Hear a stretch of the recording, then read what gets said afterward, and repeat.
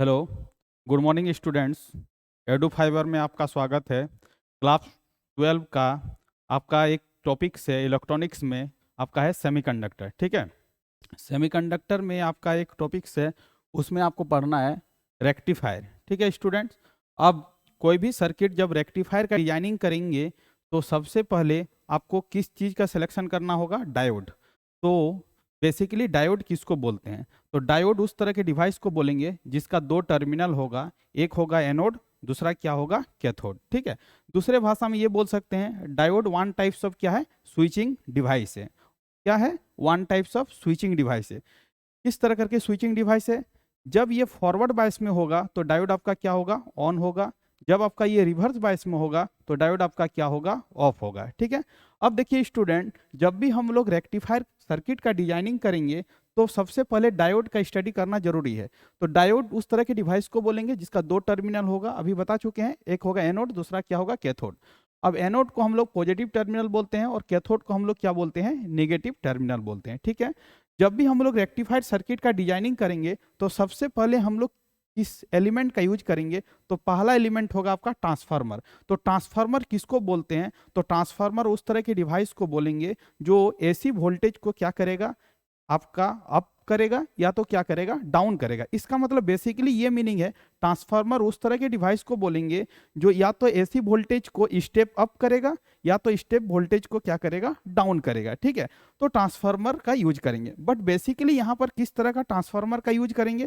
तो स्टूडेंट यहाँ पर बेसिकली जो ट्रांसफार्मर का यूज करेंगे वो ट्रांसफार्मर आपका क्या होगा? स्टेप डाउन ट्रांसफार्मर होगा। आप स्टूडेंट, आप मेरे से पूछोगे कि सर यहाँ पर स्टेप डाउन ट्रांसफार्मर का क्यों यूज करेंगे? क्योंकि स्टूडेंट हम लोग जो सर्किट डिजाइनिंग ये कर रहे हैं, ये मेरा सर्किट डिजाइनिंग है इलेक्ट्रॉनिक्स कंपोनेंट। तो इलेक्ट्रॉनिक्स कंपोनेंट जो होता है वो लो वोल्टेज में क्या करता है? वर्किंग मोड में रहता है। ठीक है, यदि इसमें हाई वोल्टेज का सप्लाई करेंगे तो ये सर्किट क्या होगा? आपका जल जाएगा। इसीलिए हम लोग बेसिकली जो यहाँ पर जो ट्रांसफार्मर का यूज करेंगे वो ट्रांसफार्मर क्या होगा? स्टेप डाउन ट्रांसफार्मर होगा। ठीक है, जो हमारे घरों में जो वोल्टेज आते हैं वो वोल्टेज कितना होता है? 230 होता है। बट यदि हम लोग इलेक्ट्रॉनिक्स डिवाइस में 230 वोल्टेज कनेक्शन कर देंगे तो डिवाइस क्या हो जाएगा? जल जाएगा। यदि हम लोग 230 वोल्ट से ही मोबाइल को चार्ज करना शुरू कर देंगे तो मोबाइल झेल पाएगा? नहीं झेल पाएगा। मोबाइल क्या होगा? ब्लास्ट कर जाएगा। इसीलिए हम लोग उसमें जो चार्जर डिवाइस रहता है उसमें एक ट्रांसफार्मर लगा हुआ रहता है। वो ट्रांसफार्मर क्या होता है? स्टेप डाउन होता है।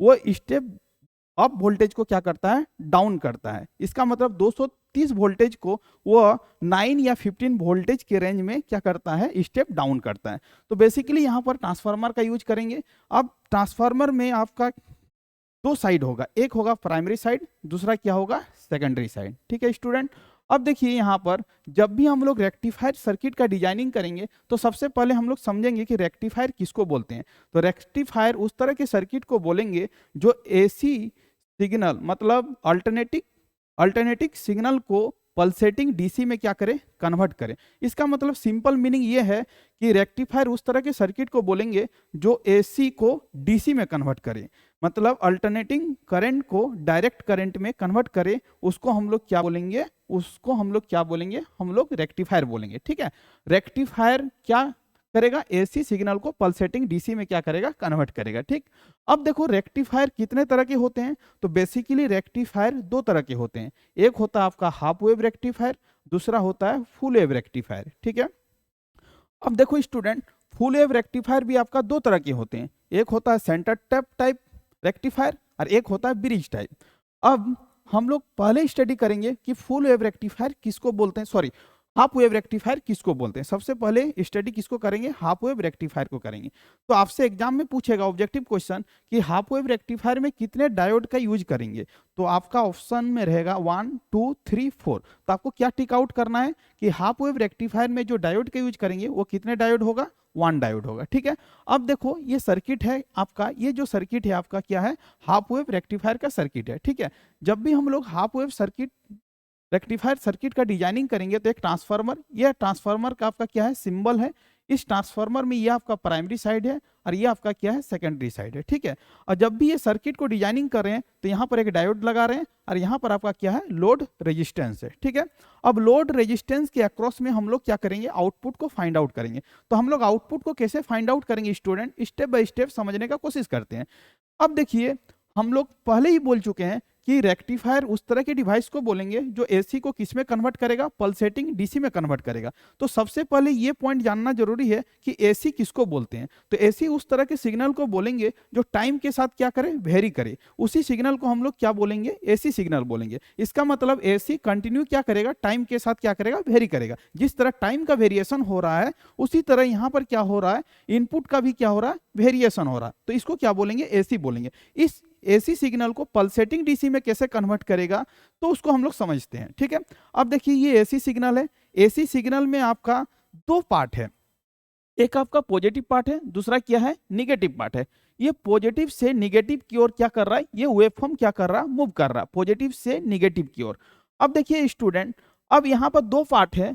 अब स्टडी हम लोग करते हैं फर्स्ट पार्ट का। ठीक है, जब आपका यहाँ पर लेते हैं कि केस नंबर 1, केस नंबर 1 में स्टडी करते हैं। जब आपका इनपुट क्या है, अब देखिए इनपुट 0 से लेके पाई तक हम लोग फर्स्ट केस कंसीडर कर रहे हैं। तो आपका केस नंबर 1 में कंसीडर करना है स्टूडेंट ओमेगा टी। जो आपका यहाँ पर ओमेगा टी है वो फर्स्ट केस में कहां से कहां तक लाइज कर रहे हैं। तो देखिए इनपुट 0 से लेके कहां तक जा रहा, पाई तक जा रहा। इसका मतलब यहां पर लिखना है ओमेगा टी लाइज बिटवीन 0 से लेके कहां तक जा रहा है स्टूडेंट, पाई तक जा रहा है। ठीक है, अब देखिए जब आपका ओमेगा टी 0 से लेके पाई तक लाइज कर रहा है तो देखिए यहां पर क्या होगा। तो यहां पर इनपुट का जो वेरिएशन हो रहा है 0 से लेके पाई के बीच में, तो 0 से लेके पाई के बीच में ये क्या हो रहा है, पॉजिटिव से किधर की ओर जा रहा है, निगेटिव की ओर जा रहा है। ठीक है, तो इसका मतलब है कि जब आप केस नंबर 1 का स्टडी कर रहे हैं तो ये आपका क्या होगा स्टूडेंट, पॉजिटिव होगा और ये आपका क्या होगा, निगेटिव होगा। ध्यान से समझने का कोशिश करिए। यहाँ पर इनपुट का वेरिएशन जो हो रहा है वो पॉजिटिव से निगेटिव की ओर जा रहा है, इसीलिए इसका अपर पार्ट क्या होगा, पॉजिटिव, और लोअर पार्ट क्या होगा, निगेटिव। अब देखिए ट्रांसफार्मर एक दूसरे से म्यूचुअली कनेक्टेड होता है। इसका मतलब यदि ये पार्ट पॉजिटिव होगा, नीचे वाला पार्ट निगेटिव होगा, तो ये एक दूसरे से म्यूचुअली कनेक्टेड होने के कारण ये पॉजिटिव है तो ये आपका क्या होगा, पॉजिटिव होगा, और ये नीचे वाला पार्ट क्या होगा, निगेटिव होगा। अब स्टूडेंट यहां पर ध्यान देने का कोशिश करिए। हम बता चुके हैं डायोड का 2 टर्मिनल होता है। अब दोनों टर्मिनल में आपका एक टर्मिनल आपका, इसको बोलते हैं हम लोग एनोड, इसको क्या बोलते हैं, एनोड, और इसको क्या बोलते हैं, कैथोड। ठीक है, अब एनोड को ए से नोटिफिकेशन कर रहे हैं और कैथोड को सी से नोटिफिकेशन कर रहे हैं। ठीक है, जब आपका एनोड का कनेक्शन पॉजिटिव से हो और कैथोड का कनेक्शन निगेटिव से हो तो डायोड आपका क्या होगा, फॉरवर्ड बायस होगा। तो डायोड आपका क्या होगा स्टूडेंट, फॉरवर्ड बायस होगा। इसका मतलब यह है कि डायोड आपका क्या होगा, ऑन होगा। जब आपका डायोड ऑन होगा तब इसमें क्या होंगे, करंट पास करेंगे। ठीक है, अब ये समझने का कोशिश करिए, जब भी आपका स्विच ऑन हो जाएगा तो इसमें क्या होगा, करंट का फ्लो होगा। जब करंट का फ्लो होगा तो इसमें, इसके अक्रॉस में, लोड के अक्रॉस में क्या होगा, आउटपुट होगा। ठीक है, तो लोड के अक्रॉस में हम लोग आउटपुट को कैसे फाइंड आउट करेंगे। तो यहां से स्टूडेंट ध्यान देने का कोशिश करिए। आपका केस नंबर 1 में क्या हो रहा है, डी आपका क्या हो रहा है, ऑन हो रहा है। डी आपका क्या हो रहा है, ऑन हो रहा है। केस नंबर 1 में आपका क्या हो रहा है, डी आपका क्या हो रहा है, ऑन हो रहा है। जब आपका डी ऑन हो रहा है तो आपका ये स्विच कैसा होगा, स्विच ऑन हो जाएगा, ये सर्किट कैसा हो जाएगा, क्लोज लूप हो जाएगा। जब आपका ये क्लोज लूप हो जाएगा तो आपका यहां पर क्या हो जाएगा, इनपुट वोल्टेज हो जाएगा, ये वाला इनपुट वोल्टेज हो जाएगा। अब देखिए यहां पर आप क्या लगाओगे, केवीएल लगाओगे। केवीएल का मतलब क्या होता है, केवीएल का मतलब क्या होता है ये पहले समझने का कोशिश करते हैं। Kirchhoff's voltage law, Kirchhoff's voltage law किसको बोलते हैं, तो उसमें समझना है कि all summation of voltage equal to क्या होगा, 0 होगा। तो अब देखिए यहाँ पर यदि केवीएल लगाएंगे तो यहाँ पर आपका इनपुट वोल्टेज है, डायोड आपका ऑन है क्योंकि ये आपका फॉरवर्ड बायस है, और इस सर्किट में आई कंसीडर की है करंट, तो इसके अक्रॉस में हम लोग केवीएल लगाएंगे तो आपका स्टूडेंट क्या हो जाएगा, V in minus I into R L equal to क्या हो जाएगा, 0 हो जाएगा। क्योंकि हम जानते हैं केवीएल का मतलब क्या होता है, all summation of voltage equal to क्या होता है, 0 होता है। अब देखिए यहां पर हम लोग फाइंड आउट करेंगे करंट को, तो यहां पर क्या लिख सकते हैं student, V in equal to minus I into क्या होगा आर एल होगा, ठीक है। यहाँ पर हम लोग I को यदि फाइंड आउट करेंगे तो I को हम लोग कैसे फाइंड आउट कर सकते हैं, तो I को हम लोग फाइंड आउट कर सकते हैं V इन डिवाइडिंग बाई क्या होगा स्टूडेंट आर एल होगा, ठीक है, इक्वल टू क्या हो जाएगा आपका I हो जाएगा, ठीक। अब देखिए इस सर्किट में हम लोग क्या किए हैं, I को फाइंड आउट कर लिए हैं, अब आउटपुट फाइंड आउट करना है। तो यदि हम लोग आउटपुट को फाइंड आउट करने का कोशिश करेंगे यहाँ पर, तो V0 इक्वल टू क्या हो जाएगा, इस सर्किट में I आप फाइंड आउट कर चुके हो, I का वैल्यू क्या है आपका, I का वैल्यू है आपका V इन डिवाइडिंग बाई क्या है आपका RL है, और I V0 इक्वल टू क्या हो जाएगा आपका I इंटू क्या हो जाएगा RL हो जाएगा, ठीक है। I का वैल्यू आप फाइंड आउट कर चुके हो, V in dividing by RL। अब यहां पर क्या लिखो, RL लिखो, तो यहां पर V0 इक्वल टू क्या हो जाएगा, आप कैंसिल आउट करोगे RL को, तो आपका आउटपुट इक्वल टू क्या हो जाएगा, इनपुट हो जाएगा। इसका मतलब हमें समझ में आ रहा है कि जब हाफ वेव रेक्टिफायर में आपका पॉजिटिव हाफ साइकिल उसके थ्रू पास करेंगे तो आपका क्या होगा, आपका उसी तरह का वेव फॉर्म मिलेगा, जिस तरह आपका इनपुट है उसी तरह आपका क्या होगा आउटपुट होगा। इसका मतलब है कि हाफ वेव रेक्टिफायर में आपका पॉजिटिव वेव फॉर्म मिलेंगे। अब स्टूडेंट ये मुद्दा है कि केस नंबर 2, अब केस नंबर 2 को कैसे हम एनालिसिस करें, तो केस नंबर 2 में आपको क्या करना है, जब आपका ओमेगा टी लाइज करे। अब केस नंबर 2 को हम लोग कैसे देखते हैं, आपका केस नंबर 2 का एनालिसिस करना है। अब देखिए केस नंबर 2 क्या है, जब आपका इनपुट का जो वेरिएशन हो रहा है पाई से लेके कहां तक हो रहा है, 2 पाई तक हो रहा है, तब आपका आउटपुट क्या होगा। तो केस नंबर 2 में आपको स्टडी करना है, तो ओमेगा टी कहां से कहां तक लाइज कर रहे हैं, तो यहां पर लिखना है ओमेगा टी लाइज बिटवीन पाई से लेके कहां तक आपका 2 पाई तक, पाई से लेके कहां तक 2 पाई तक। अब यहां पर ध्यान से समझने का कोशिश करते हैं, ठीक है। अब देखिए जब आपका इनपुट पाई से लेके 2 पाई तक वेरिएशन होगा तब आपका पोलरिटी क्या हो जाएगा, चेंज हो जाएगा, क्योंकि आपका अब देखिए ये आपका क्या है, ये आपका निगेटिव से किधर की ओर जा रहा है, पॉजिटिव की तरफ जा रहा है। इसका मतलब केस नंबर 2 में आपका स्टूडेंट क्या हो जाएगा, केस नंबर 2 में आपका जो डायग्राम होगा वो कुछ इस तरह करके होंगे, वो देखने का कोशिश करते हैं, ठीक है। अब देखिए केस नंबर 2 में आपका क्या होगा, आप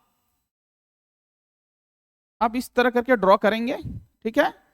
अब देखिए ये आपका क्या है, ट्रांसफार्मर है, और ये आपका क्या है, डायोड है, ठीक है। और ये आपका क्या है, लोड रेजिस्टेंस है, ठीक।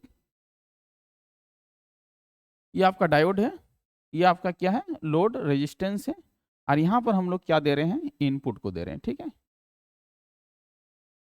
अब ध्यान दीजिए स्टूडेंट, आपका वेवफॉर्म किस तरह था, आपका वेवफॉर्म इस तरह था ना,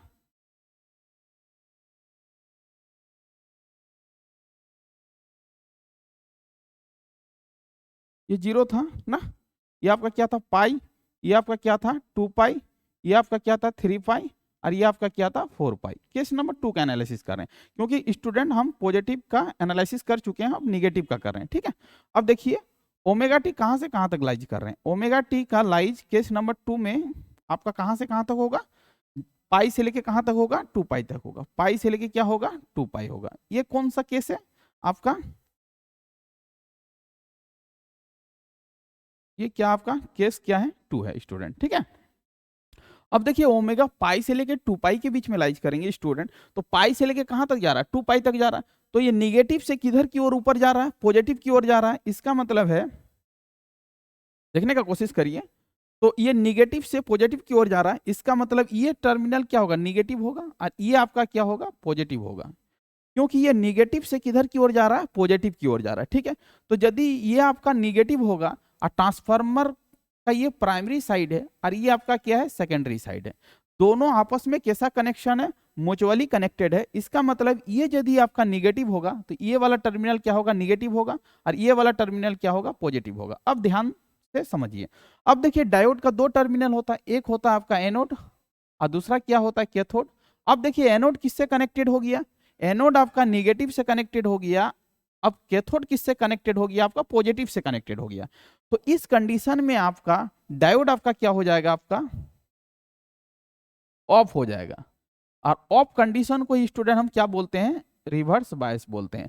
और जब डायोड आपका ऑफ हो जाएगा तो आपका स्विच क्या हो जाएगा, ऑफ हो जाएगा। और जब स्विच ऑफ हो जाएगा तो ये करंट क्या पास करवाएगा, ये ओपन सर्किट हो जाएगा, तो ऑफ हो जाएगा, सर्किट कैसा हो जाएगा, ओपन हो जाएगा। तो इसका मतलब इस सर्किट में आई जो फ्लो करेंगे वो क्या होगा, 0 एम्पियर होगा। क्योंकि आपका ये चीज आप जानते होंगे कि करंट उसी कंडीशन में फ्लो कर सकते हैं जब आपका स्विच क्या हो, ऑन हो, सर्किट क्या हो, क्लोज लूप फॉर्मेशन हो। बट यहाँ पर सर्किट आपका क्लोज लूप फॉर्मेशन नहीं है, क्योंकि सर्किट आपका क्या हो चुका है, ओपन हो चुका है। जब आपका सर्किट ओपन हो जाएगा इसका मतलब उस कंडीशन में करंट आपका क्या होगा, 0 होगा। और जब आपका करंट 0 होगा इस सर्किट में, तो इसके अक्रॉस में, लोड के अक्रॉस में आपका आउटपुट वोल्टेज क्या होगा। तो अकॉर्डिंग टू ओम्स लॉ आप जानते हैं कि आपका यदि इस सर्किट में करंट ही 0 हो चुका है तो इसके अक्रॉस में आउटपुट वोल्टेज जो होगा वो भी क्या होगा, 0 होगा। कैसे, आई इंटू क्या होगा आपका, RL होगा। बट आपका ये सर्किट ही आपका ऑफ हो चुका है, आई का वैल्यू ही आपका 0 है। इसका मतलब 0 को लोड रेजिस्टेंस से आप मल्टीप्लाई करोगे तो आउटपुट आपको क्या मिलेगा, 0 मिलेगा। इसका मतलब है कि आपको पॉजिटिव हाफ साइकिल में वेवफॉर्म मिल रहे थे, बट नेगेटिव हाफ साइकिल में क्या हो रहा है, आपका वेवफॉर्म नहीं मिल पा रहा है। इसका मतलब है कि आपका इसका आउटपुट का वेवफॉर्म किस तरह होंगे, तो आप आउटपुट देख सकते हो। आपका आउटपुट का वेवफॉर्म कुछ इस तरह करके होगा। देखिए यहां पर प्लॉटिंग करिए, तो यदि आपका इस तरह करके कंडीशन, एक साइकिल के लिए हम लोग फाइंड आउट करते हैं, दूसरे साइकिल ऑटोमेटिकली आप समझ सकते हो सिमिलर स्टाइल में होगा। ठीक है, अब देखो जब आप पॉजिटिव हाफ साइकिल अप्लाई कर रहे हो हाफ वेव रेक्टिफायर के थ्रू तो आपको वेवफॉर्म मिल रहा है। बट जब आप निगेटिव हाफ साइकिल पास करवा रहे हो तो उस कंडीशन में आपका क्या हो रहा, आउटपुट नहीं मिल पा रहा। इसका मतलब हाफ वेव रेक्टिफायर का आउटपुट सर्किट डायग्राम जो होगा वो आपका कुछ इस तरह करके होगा। पॉजिटिव में आपको वेवफॉर्म मिलेंगे, निगेटिव में आपको वेवफॉर्म नहीं मिलेगा, फिर आपको क्या मिलेगा, पॉजिटिव में मिलेगा, निगेटिव में क्या होगा, नहीं मिलेगा। इसका मतलब है कि आपका आउटपुट डायग्राम जो होगा वो हाफ वेव रेक्टिफायर का ये होगा, ये लिखिएगा 0, ये होगा आपका पाई, ये आपका क्या होगा 2 पाई, ये आपका क्या होगा 3 पाई, और ये आपका क्या होगा 4 पाई। इसका मतलब है कि इनपुट आप दे रहे हो, ये आपको आउटपुट इस तरह मिल रहा है। तो आपसे पूछेगा कि हाफ वेव रेक्टिफायर में इनपुट और आउटपुट वेवफॉर्म किस तरह होते हैं, तो ये आपका क्या हो गया, इनपुट वेवफॉर्म हो गया, और ये आपका क्या हो गया, आउटपुट वेवफॉर्म हो गया। इतना चीजों को आपको लिखना है एग्जाम में यदि पूछे तो। ये हो गया आउटपुट वोल्टेज, और ये आपका हो गया इनपुट वोल्टेज।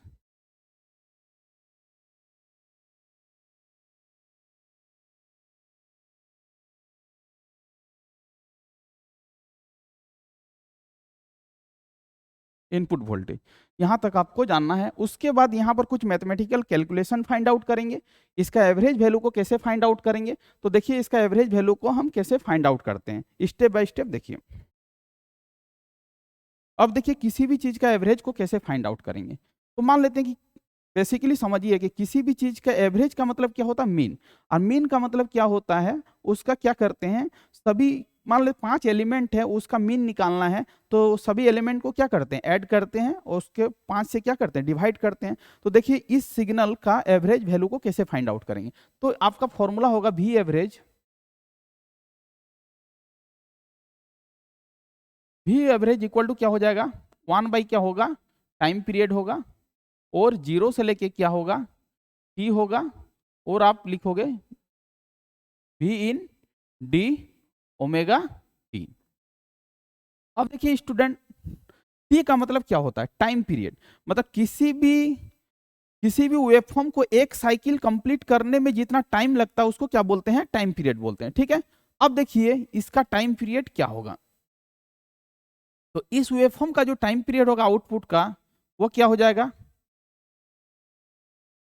1/2 पाई होगा, 0 से लेके क्या होगा 2 पाई होगा, और भी इन क्या है आपका, V M sine omega T, और आपका क्या है डी ओमेगा टी है स्टूडेंट। अब देखिए कैसे आप समझिए, इसका टाइम पीरियड को पहले समझाते हैं। देखिए टाइम पीरियड, एक साइकिल को कंप्लीट करने में जितना टाइम लगे उसको क्या बोलेंगे, टाइम पीरियड बोलेंगे। तो देखिए यहां पर, यहां से लेके यहां तक ये क्या हो रहा है, यहां से लेके यहां तक क्या हो रहा है, एक टाइम पीरियड हो रहा है, क्योंकि यहाँ के बाद से आपका क्या हो रहा है, साइकिल का रिपीटेशन हो रहा है। मतलब एक साइकिल कंप्लीट करने में, एक साइकिल कंप्लीट करने में, क्योंकि ये जिस तरह स्टार्ट इस पॉइंट से हो रहा है, ये इस पॉइंट पर ही अगेन यही वाला ग्राफ क्या हो रहा है, स्टार्ट हो रहा है। ठीक है, इसका मतलब इसका टाइम पीरियड क्या होगा, 2 पाई होगा। ठीक है स्टूडेंट, अब देखिए टाइम पीरियड क्या हो गया, 1/2 पाई हो गया। इसको सॉल्व कैसे करेंगे, 1/2 पाई। अब एक चीज और समझना है थोड़ा सा, देखिए देखिए ये ग्राफ जो है 2 भागों में डिस्ट्रीब्यूट हो रहा है, 0 से लेके पाई और पाई से लेके 2 पाई। तो उसी तरह वहां पर करेंगे क्या, ये आपका 2 भागों में डिस्ट्रीब्यूट होगा, एक होगा 0 से लेके क्या होगा, पाई, उसमें आपको मिल रहे हैं Vm sign omega T D omega T. ठीक है स्टूडेंट, और आपका पाई से लेके 2 पाई के बीच में क्या मिल रहा है, पाई से 2 पाई के बीच में, ध्यान दीजिए पाई से लेके 2 पाई के बीच में क्या मिल रहा है, पाई से लेके 2 पाई के बीच में इनपुट कुछ भी नहीं मिल रहा है, कुछ भी मिल रहा है नहीं मिल रहा है, इसका मतलब आपका क्या होगा, 0 होगा। इसका मतलब यहां पर क्या पुट अप करेंगे, 0 0 डी ओमेगा टी और ब्रैकेट को क्लोज करेंगे। ठीक है स्टूडेंट, अब स्टेप बाय स्टेप सॉल्व करेंगे। ठीक है, तो इक्वल टू 1 बाई क्या हो जाएगा आपका, 2 पाई हो जाएगा। ठीक है, 1 बाई क्या हो जाएगा, 2 पाई हो जाएगा। अब देखिए जब 0 से किसी भी चीज को मल्टीप्लाई करेंगे तो क्या होगा, 0 होगा, तो इसका मतलब ये पूरा पूरी 0 हो जाएगा। अब आपको क्या करना है, इसका इंटीग्रेशन करना, मल्टीप्लाई करेंगे, Vm आपका क्या है कांस्टेंट टर्म में, उसको क्या करेंगे बाहर कर लेंगे, क्योंकि ये डी ओमेगा टी के रिस्पेक्ट में क्या करना है, इसको इंटीग्रेशन करना है। तो Vm को हम लोग क्या कर लेंगे, बाहर कर लेंगे, कांस्टेंट है। अब आप इसको सिंपल इंटीग्रेशन करोगे 0 से लेके पाई साइन ओमेगा टी और क्या होगा, डी ओमेगा टी होगा, इसको ब्रैकेट क्लोज कर लेंगे। अब स्टूडेंट देखिए ये क्या हो जाएगा, Vm बाई क्या हो जाएगा, 2 पाई हो जाएगा। अब साइन का जो इंटीग्रेशन होता है आप लोग जानते होंगे, साइन का जो इंटीग्रेशन होता है वो क्या होता है, कॉस होता है, माइनस कॉस होता है। तो यहां पर क्या लिखेंगे, माइनस कॉस ओमेगा टी लिखेंगे, और यहां पर क्या लिखेंगे, पाई, और यहां पर क्या लिखेंगे, 0 लिखेंगे। ठीक है स्टूडेंट, अब इसको सॉल्व करेंगे। ठीक है, अब देखिए यहां पर Vm बाई क्या हो जाएगा, 2 पाई हो जाएगा। अब इसको सॉल्व करेंगे तो एक मैथमेटिकल टूल है कि इस निगेटिव साइन को यदि यहां से रिमूव करना है तो इसका लिमिट का पोजीशन को क्या कर लेते हैं हम लोग, इंटरचेंज कर लेते हैं। ठीक है, तो यहां पर क्या हो जाएगा, कॉस ओमेगा टी, और इस माइनस को यहां पर से रिमूव कर रहे हैं तो इसका लिमिट को क्या कर रहे हैं, इंटरचेंज कर रहे हैं, तो ये 0 हो जाएगा, ये क्या हो जाएगा, पाई हो जाएगा। अब मैथमेटिक्स कॉन्सेप्ट यहां पर लगाएंगे तो क्या हो जाएगा, Vm बाई क्या हो जाएगा आपका, 2 पाई हो जाएगा। अब आपका अपर लिमिट यहाँ पर क्या है, 0 है, और लोअर लिमिट क्या है, पाई है। तो ओमेगा टी के जगह पर एक बार अपर लिमिट पुटअप करेंगे और माइनस करके लोअर लिमिट पुटअप करेंगे। ये फॉर्मूला होता है, मैथमेटिक्स का फॉर्मूला है। ठीक है, मैथमेटिक्स में हम लोग जानते हैं। तो कॉस ये क्या हो जाएगा, 0 माइनस क्या हो जाएगा, कॉस क्या हो जाएगा, पाई हो जाएगा। अब स्टूडेंट आप लोग जानते होंगे कॉस 0 का वैल्यू क्या होगा, कॉस 0 का वैल्यू क्या होगा, कॉस 0 का वैल्यू क्या होगा, कॉस 0 का वैल्यू क्या होगा, तो क्या होगा, 1 होगा। ठीक, तो यहाँ पर क्या लिखना है, 1। अब कॉस पाई का वैल्यू क्या होगा, -1 होगा।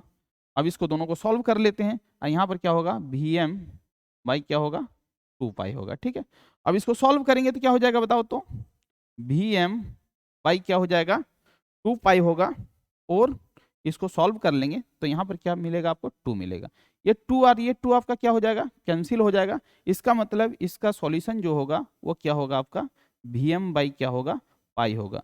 तो आपसे ऑब्जेक्टिव में पूछा जा सकता है स्टूडेंट्स कि हाफ वेव रेक्टिफायर का एवरेज वैल्यू क्या हो सकता है। तो आप इतना तो मैथमेटिकल कैलकुलेशन नहीं करोगे, आपके पास टाइम बहुत शॉर्टेज है, तो आप क्या कर लोगे, सिंपल याद रख लोगे कि हाफ वेव रेक्टिफायर का जो एवरेज वैल्यू होता है वो क्या होता है आपका, Vm बाई क्या होता है, पाई होता है। इसको याद रखना है, और स्टेप बाय स्टेप करके तो हम समझा ही चुके हैं, तो आप इसको मेमोराइज कर लीजिएगा, Vm बाई क्या होगा, पाई होगा। ठीक है, थैंक यू स्टूडेंट्स। चैनल को ज़्यादा से ज़्यादा लाइक भी करना है, और शेयर भी करना है, और सब्सक्राइब भी करना है, और यदि कुछ समझ में नहीं आए तो कमेंट सेक्शन में लिख के बताना है, नेक्स्ट क्लास में उस डाउट को क्या करेंगे हम लोग दूर कर देंगे। Thank you students.